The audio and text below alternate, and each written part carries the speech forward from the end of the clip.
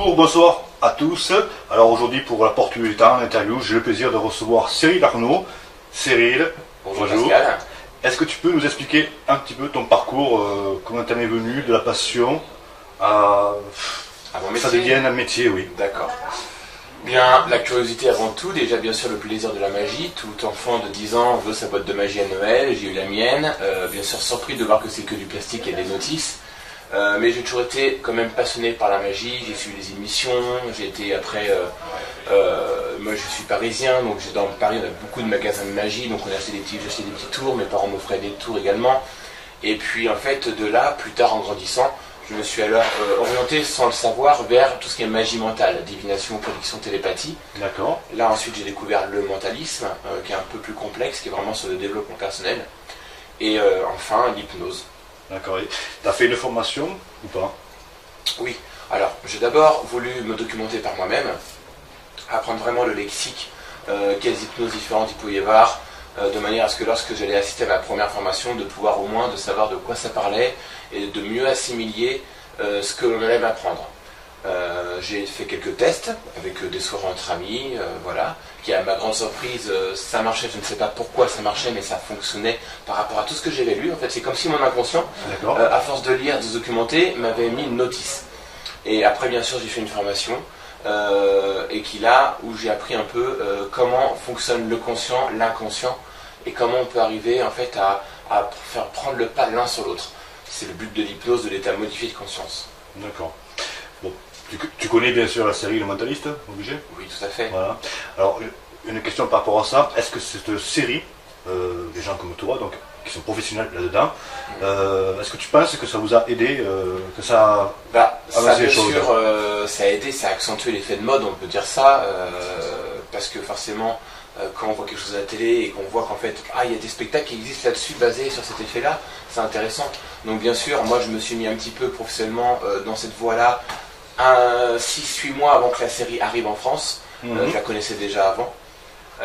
Dans la série de mentalisme, c'est vraiment du mentalisme pur qu'il emploie, c'est pas de la magie mentale. Magie mentale, on fait un spectacle, on a des numéros, des jeux de cartes, on a des livres, on a des accessoires, des ustensiles. Grâce à ça, on arrive à proposer les mêmes effets. Le mentaliste, lui, comme dans la série télé, utilise uniquement la psychologie, la suggestion, l'hypnose, la PNL et encore d'autres techniques pour arriver à optimiser le comportement, la communication, bien sûr faire des suggestions, induire, persuader, etc. Et si on t'appelait pour une enquête judiciaire, ça te ferait plaisir de participer? Pourquoi pas?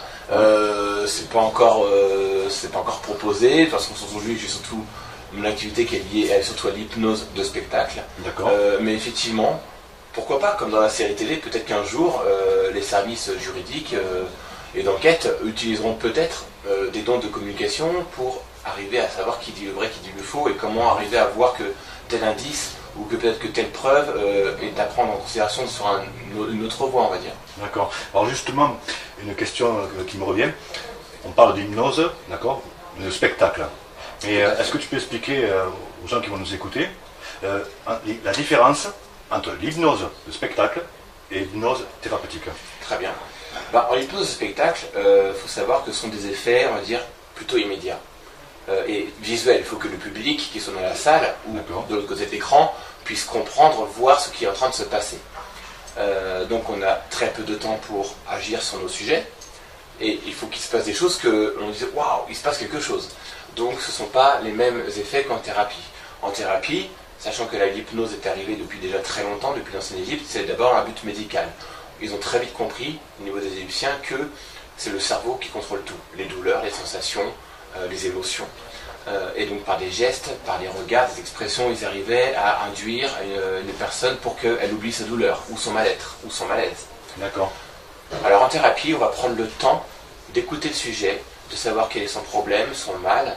On va prendre également le temps de l'analyser afin de savoir vers quel chemin on va pouvoir passer pour que son inconscient prenne le pas sur le conscient et ainsi arriver vers, je ne veux pas dire la guérison parce que ce n'est pas des maladies, mais arriver vers son bien-être tout simplement. D'accord. Alors ensuite, on m'avait posé aussi une question. Existe-t-il des écoles des écoles de formation pour devenir mentaliste? Alors, il y a des écoles, il y a des instituts, il y a plusieurs, bien sûr, il y a plusieurs groupes. Alors, pour devenir mentaliste, c'est un travail qui est assez long sur le temps. J'en connais un, personnellement j'en connais un qui lui a démarré de peut-être avoir 9-10 ans. D'accord. Il a toujours été dedans, à développer son système sensoriel, extrasensoriel, celui des autres, à l'observer, à être très observateur, arriver à trouver le langage, à s'adapter. C'est surtout de la psychologie, de la communication, de la suggestion, de la PNL, comme je l'ai dit tout à l'heure. Maintenant, il y en a d'autres bien sûr en France. Maintenant, en magie mentale, ce sont des numéros de magie qui vont donner l'impression de prédiction, divination, télépathie. D'accord. En hypnose, il y a également bien sûr des instituts de formation. Alors, hypnose de spectacle, en général, on apprend bien sûr tout d'abord l'hypnose classique. Alors avec des balances, on fait balancer le sujet en arrière ou en avant ou sur le côté, puis on arrive à lui faire des catalepsies de bras ou du corps en entier, puis il y a encore d'autres effets qui arrivent, on apprend comment mettre en place, il y a un ordre à respecter. Il y a un ordre à respecter, pourquoi? Pour que l'inconscient soit d'accord, et surtout ne pas sauter un palier, puisque c'est comme un rêve, on a un certain palier. En hypnose thérapeutique, là on va prendre plutôt les différents outils et les différentes manières d'hypnotiser pour que le sujet qui soit venu puisse se relaxer, être en confiance, comme en spectacle d'ailleurs, mais surtout qu'on puisse aller au plus profond des choses. En spectacle, l'effet est quasi immédiat et il va avoir une durée assez rapide dans le temps. C'est-à-dire qu'au bout de 10-15 minutes, si on n'a rien fait, le sujet va plus ou moins, on va devoir lui changer d'effet ou autre, sinon ça va se réveiller, il va sortir de son état modifié. Et les effets auront un très court effet sur eux. En thérapie, on va plutôt aller dans la profondeur. La personne va la plonger vraiment longtemps en hypnose, on va aller vraiment au plus profond des choses. Et là, ce qu'on va lui induire pour qu'il aille bien, pour qu'il aille mieux, sera quasi permanent. Comme pour devenir non-fumeur, pour réduire l'estomac, pour avoir une confiance en soi pour un examen, plein d'autres choses comme ça. Et là, ce sera permanent. Et tu as déjà fait du coaching justement à ce niveau-là ou pas? Le coaching, c'est intéressant comme mot parce qu'aujourd'hui on est très vite coach. En fait, c'est du conseil, on appelle ça du conseil. Alors, ça m'est arrivé bien sûr, quelques fois pour des proches, pour des personnes qu'on m'a présentées, de le faire. Voilà, j'ai fait des inductions pour faire de la mise en confiance en soi, pour un examen, pour un permis de conduire, pour prendre la parole en public. J'en ai fait également pour quelques fois pour faire devenir non-fumeur, mais j'ai pas pris assez le temps de mettre ça en pratique sur du long terme parce que j'ai mes spectacles et j'ai mon activité qui me prend quand même beaucoup de temps. Bien sûr. Mais oui, ça m'arrive de temps en temps de faire un petit peu de conseils et de faire de l'hypnose à but vraiment, on va dire, au développement personnel. En tout cas, je sais pas si tu m'as inoptisé tout à l'heure, mais là, ça fait un petit moment que je fume pas déjà. Ça commence bien. Parce que le conscient est occupé, donc voilà. Il ne pense plus à fumer. Alors, oui, justement, votre métier, parce qu'il y a plein de jeunes, suite aussi à la série Mentaliste, après la magie, le mentalisme. Donc, ils voudraient réussir là-dedans. Aurais-tu un ou deux conseils à leur donner? Alors, il faut savoir que aujourd'hui, tout le monde peut faire ce qu'il veut. On a de limites que celles qu'on se donne. D'accord. Maintenant, on a bien sûr des prédispositions à faire un métier plutôt qu'un autre, une activité, un loisir plutôt qu'un autre. Il n'y a pas de secret dans chaque discipline, quelle qu'elle soit. C'est bien sûr la motivation, l'envie d'eux. Et bien souvent, c'est parce qu'on aura des obstacles et que malgré les obstacles, on va quand même travailler, essayer de comprendre pourquoi ça ne fonctionne pas, de mettre en place des actions qui font faire que ça va fonctionner, qu'on va se dire c'est vraiment ça que je veux faire. Plutôt que je le fais parce que c'est facile et que j'ai plus qu'à claquer de doigts pour que ça marche. D'accord ? Donc il y a bien sûr la motivation. Il y a ensuite, moi j'aime beaucoup utiliser ce mot, l'empathie, parce que en fait, on réussit toujours, surtout dans la magie, dans l'hypnose, tout ce qui est spectacle, c'est pas évident pour une personne qui est dans le public de venir sur scène ou quelqu'un de se prêter à une expérience comme celle-ci. Donc quand on a vers une personne qu'on ne connaît pas vraiment, que cette personne crée une empathie, un degré de confiance, bah, on a envie de vivre la chose. Et c'est beaucoup plus facile, comme un tour de cartes qu'on va présenter, peu importe. Mais il faut toujours créer, je pense, une certaine alchimie entre les deux personnes, entre le magicien, son sujet ou son spectateur ou son assistant. Quelque part, tu es comédien aussi alors.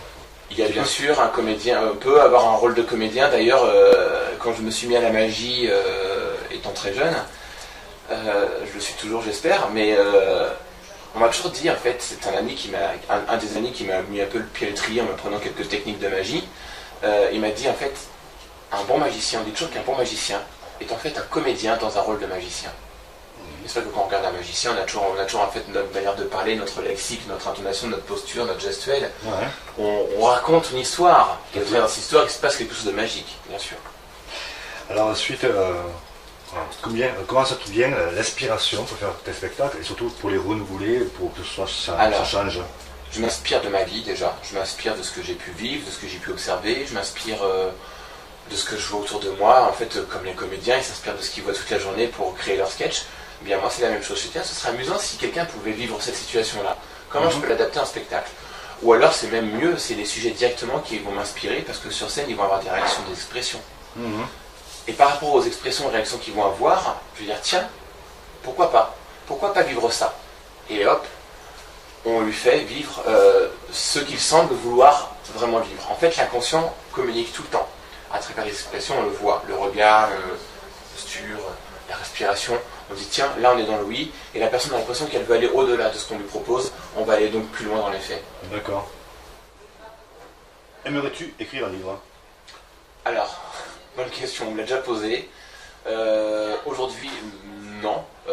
Peut-être que plus tard j'y viendrai, écrire un livre, alors soit sur l'hypnose, la magie, ou autre, sur un parcours de vie, parce que moi je m'intéresse beaucoup à tout ce qui est développement personnel, professionnel. Comme je dis tout à l'heure, on a de limites que celles que l'on se donne. D'accord? Donc en fait, tout est possible dans la vie, à condition de mettre des actions en place.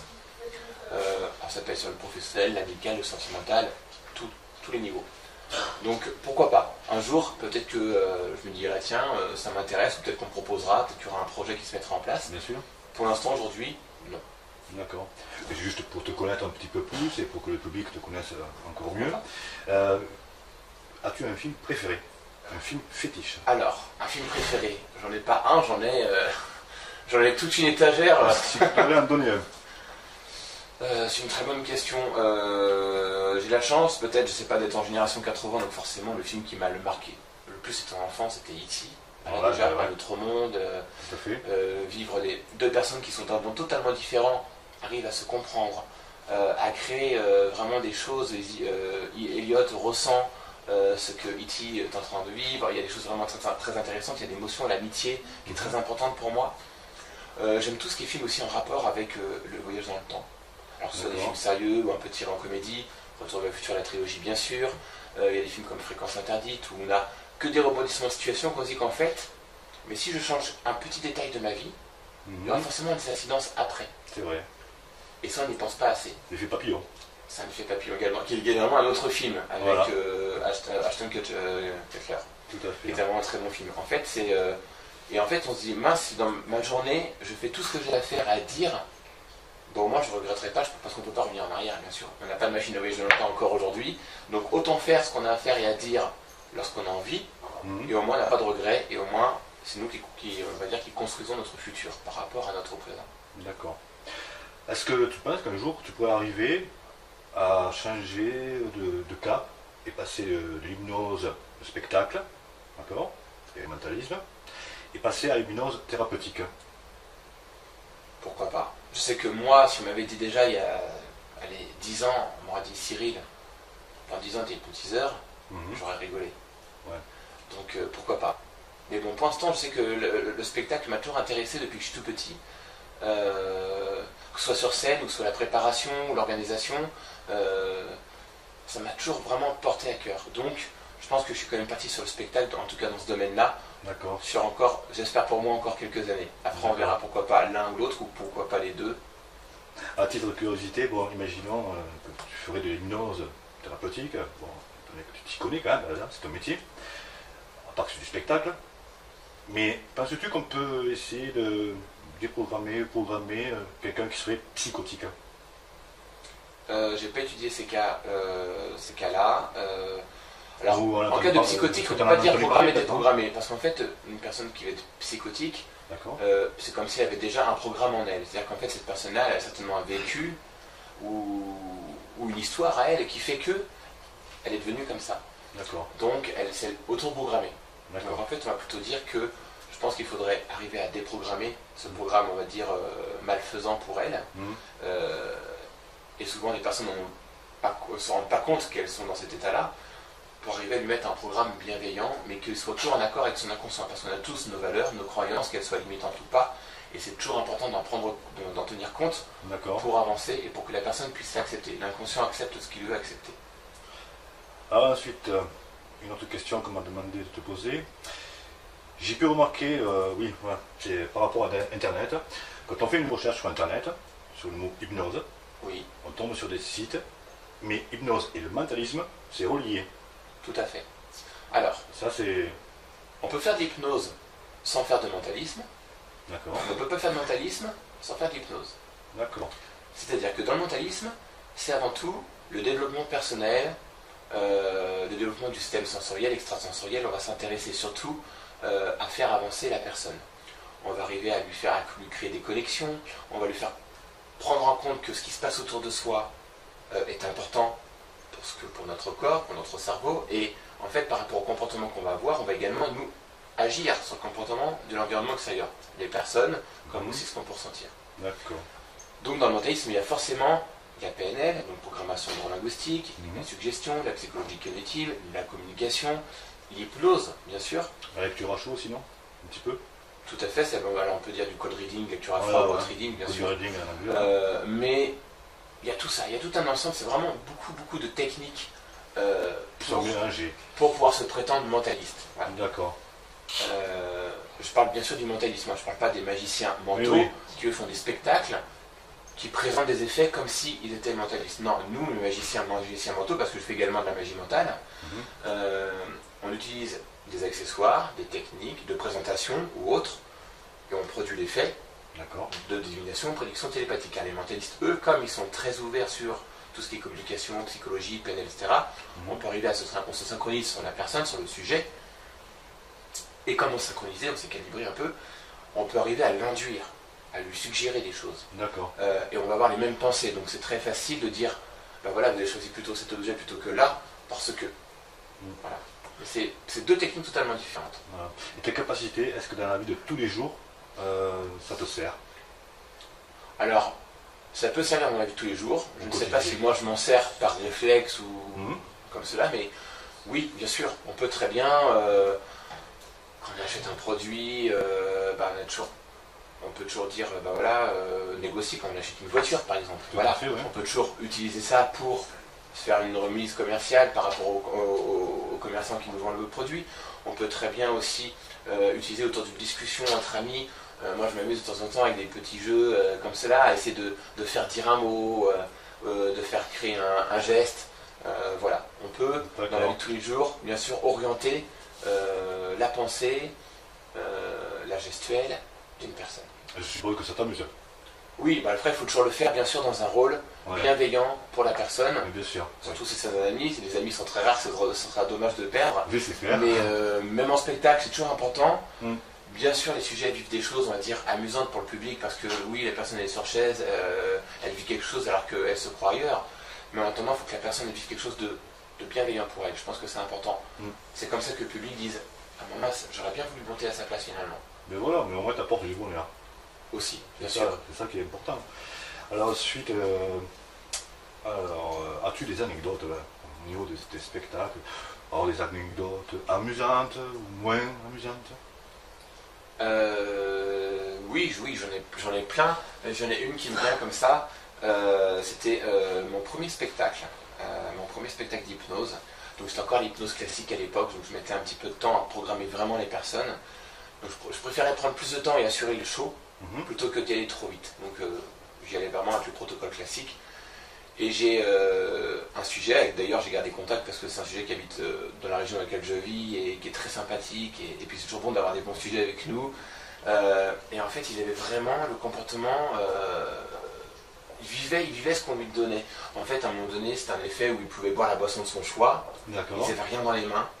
Il avait vraiment son petit verre, il faisait tourner des glaçons, il buvait.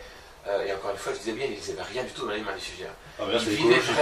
Il vivait vraiment l'induction, la suggestion en fait. Et c'était vraiment très sympathique à voir et à vivre, parce que je me disais, d'un côté, je suis l'hypnotiseur, mais en même temps je suis spectateur. Mhm. Et c'est arrivé à mon premier spectacle, et du coup, c'est ça qui est intéressant. C'est qu'en fait, il ne faut pas que j'oublie qu'il y a un échange qui se crée entre les sujets sur scène, Tout à fait. l'hypnotiseur et le public. Et je pense que c'est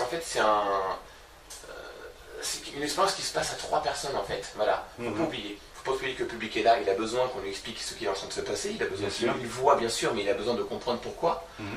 Et en même temps, il y a des réactions du sujet à prendre en compte. Et de créer comme ça un mouvement qui va être entre nous 3, je pense que c'est comme si on vivait quelque chose tous ensemble. Et ça, c'est important. Et on se retrouve dans un instant pour des expériences. Pour que son inconscient prenne le pas sur le conscient. Et ainsi arriver vers, je ne veux pas dire la guérison parce que ce n'est pas des maladies, mais arriver vers son bien-être tout simplement. D'accord. Alors ensuite, on m'avait posé aussi une question. Existe-t-il des écoles des écoles de formation pour devenir mentaliste? Alors, il y a des écoles, il y a des instituts, il y a plusieurs, bien sûr, il y a plusieurs groupes. Alors, pour devenir mentaliste, c'est un travail qui est assez long sur le temps. J'en connais un, personnellement j'en connais un qui lui a démarré de peut-être avoir 9-10 ans. D'accord. Il a toujours été dedans, a développé son système sensoriel, extrasensoriel, celui des autres, à l'observer, à être très observateur, arriver à trouver le langage, à s'adapter. C'est surtout de la psychologie, de la communication, de la suggestion, de la PNL, comme je l'ai dit tout à l'heure. Maintenant, il y en a d'autres bien sûr en France. Maintenant, en magie mentale, ce sont des numéros de magie qui vont donner l'impression de prédiction, divination, télépathie. D'accord. En hypnose, il y a également bien sûr des instituts de formation. Alors, hypnose de spectacle, en général, on apprend bien sûr tout d'abord l'hypnose classique.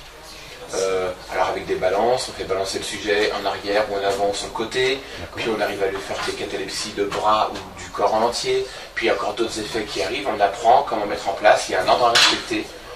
Il y a un ordre à respecter, pourquoi? Pour que l'inconscient soit d'accord, et surtout ne pas sauter un palier, puisque c'est comme un rêve, on a un certain palier, d'accord? En hypnose thérapeutique, là on va prendre plutôt les différents outils et les différentes manières d'hypnotiser pour que le sujet qui soit venu puisse se relaxer, être en confiance, comme en spectacle d'ailleurs, mais surtout qu'on puisse aller au plus profond des choses. En spectacle, l'effet est quasi immédiat, et il va avoir une durée assez rapide dans le temps. C'est-à-dire qu'au bout de 10-15 minutes, si on n'a rien fait, le sujet va plus ou moins devoir lui changer d'effet ou autre. Sinon, ça va se réveiller, il va sortir de son état modifié. Et les effets auront un très court effet sur eux. En thérapie, on va plutôt aller dans la profondeur. La personne va la plonger vraiment longtemps en hypnose, on va aller vraiment plus profond des choses. Et là, ce qu'on va lui induire pour qu'il aille bien, pour qu'il aille mieux, sera quasi permanent. Comme pour devenir non-fumeur, pour réduire l'estomac, pour avoir une confiance en soi pour un examen, plein d'autres choses comme ça. Et là, ce sera permanent. Et tu as déjà fait du coaching justement à ce niveau-là ou pas? Le coaching, c'est intéressant comme mot parce qu'aujourd'hui on est très vite coach. En fait, c'est du conseil, on appelle ça du conseil. Alors, ça m'est arrivé bien sûr, quelques fois pour des proches, pour des personnes qu'on m'a présentées, de le faire. Voilà, j'ai fait des inductions pour faire de la mise en confiance en soi, pour un examen, pour un permis de conduire. Si de dire, ben voilà, vous avez choisi plutôt cet objet plutôt que là, parce que. Voilà. C'est deux techniques totalement différentes. Voilà. Et tes capacités, est-ce que dans la vie de tous les jours, ça te sert? Alors, ça peut servir dans la vie de tous les jours. Je ne sais pas si moi je m'en sers par réflexe ou comme cela, mais oui, bien sûr, on peut très bien, quand on achète un produit, on peut toujours dire, négocier quand on achète une voiture par exemple. Voilà, on peut toujours utiliser ça pour faire une remise commerciale par rapport aux commerçants qui nous vendent le produit. On peut très bien aussi utiliser autour d'une discussion entre amis. Moi je m'amuse de temps en temps avec des petits jeux comme cela, à essayer de faire dire un mot, de faire créer un geste. Voilà, on peut dans la vie de tous les jours bien sûr orienter la pensée, la gestuelle d'une personne. Je suppose que ça t'amuse. Oui, après il faut toujours le faire bien sûr dans un rôle bienveillant pour la personne. Bien sûr. Surtout si c'est un ami, si les amis sont très rares, ce sera dommage de perdre. Oui, c'est clair. Mais même en spectacle, c'est toujours important. Bien sûr, les sujets vivent des choses, on va dire, amusantes pour le public, parce que oui, la personne elle est sur chaise, elle vit quelque chose alors qu'elle se croit ailleurs. mais en attendant, il faut que la personne vive quelque chose de bienveillant pour elle. Je pense que c'est important. C'est comme ça que le public dise « Ah maman, j'aurais bien voulu monter à sa place finalement ». Mais voilà, mais au moins tu apportes du bonheur. Aussi, bien C'est sûr. ça qui est important. Alors ensuite, as-tu des anecdotes là, au niveau de tes spectacles? Alors des anecdotes amusantes ou moins amusantes? Oui, j'en ai plein. J'en ai une qui me vient comme ça. C'était mon premier spectacle d'hypnose. Donc c'était encore l'hypnose classique à l'époque, donc je mettais un petit peu de temps à programmer vraiment les personnes. Donc je préférais prendre plus de temps et assurer le show plutôt que d'y aller trop vite. Donc j'y allais vraiment avec le protocole classique. Et j'ai un sujet, d'ailleurs j'ai gardé contact parce que c'est un sujet qui habite dans la région dans laquelle je vis et qui est très sympathique. Et puis c'est toujours bon d'avoir des bons sujets avec nous. Et en fait il avait vraiment le comportement... il vivait ce qu'on lui donnait. En fait, à un moment donné, c'était un effet où il pouvait boire la boisson de son choix. Il n'avait rien dans les mains. Ah ouais. Il avait vraiment son petit verre, il faisait tourner des glaçons, il était vraiment, il buvait. Et encore une fois, je disais bien, il n'avait rien du tout dans les mains, les sujets. Ah, Il vivait vraiment l'induction, la suggestion en fait. Ah ouais. Et c'était vraiment très sympathique à voir et à vivre parce que je me disais d'un côté, je suis l'hypnotiseur, mais en même temps, je suis le spectateur. Et c'est arrivé à mon premier spectacle et du coup, c'est ça qui est intéressant. C'est qu'en fait, il ne faut pas que j'oublie qu'il y a un échange qui se crée entre les sujets sur scène, l'hypnotiseur et le public. Et je pense que c'est une expérience qui se passe à 3 personnes en fait. Voilà, il ne faut pas oublier. Il ne faut pas oublier que le public est là. J'ai fait des inductions pour faire de la mise en confiance en soi, pour un examen, pour un permis de conduire, pour prendre la parole en public. J'en ai fait également pour quelques fois de faire devenir non-fumeur, mais j'ai pas pris assez le temps de mettre ça en pratique sur du long terme parce que j'ai mes spectacles et j'ai mon activité qui me prend quand même beaucoup de temps. Bien sûr. Mais oui, ça m'arrive de temps en temps de faire un petit peu de conseils et de faire de l'hypnose à but vraiment, on va dire, au développement personnel. En tout cas, je sais pas si tu m'as hypnotisé tout à l'heure, mais là, ça fait un petit moment que je fume pas déjà. Ça commence bien. Parce que le conscient est occupé, donc il ne pense plus à fumer.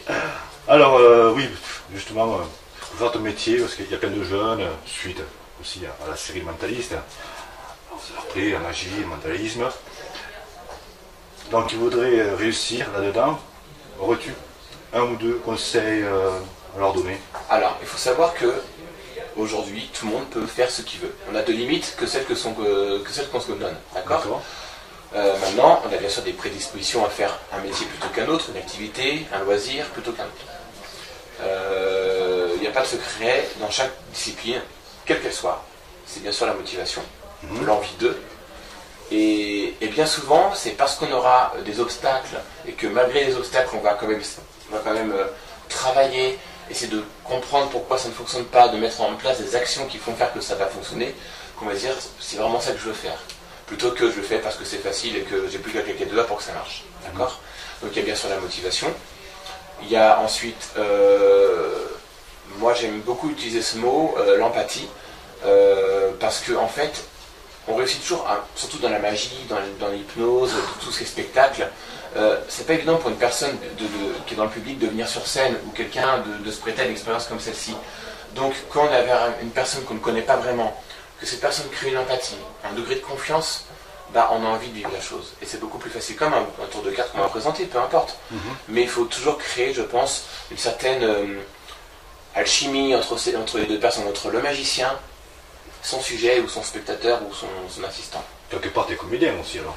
Il y a bien sûr un comédien, on peut avoir un rôle de comédien. D'ailleurs, quand je me suis mis à la magie étant très jeune, je le suis toujours, j'espère, mais on m'a toujours dit, en fait, c'est un des amis qui m'a mis un peu le pied à l'étrier en m'apprenant quelques techniques de magie. Il m'a dit, en fait, un bon magicien, on dit toujours qu'un bon magicien est en fait un comédien dans un rôle de magicien.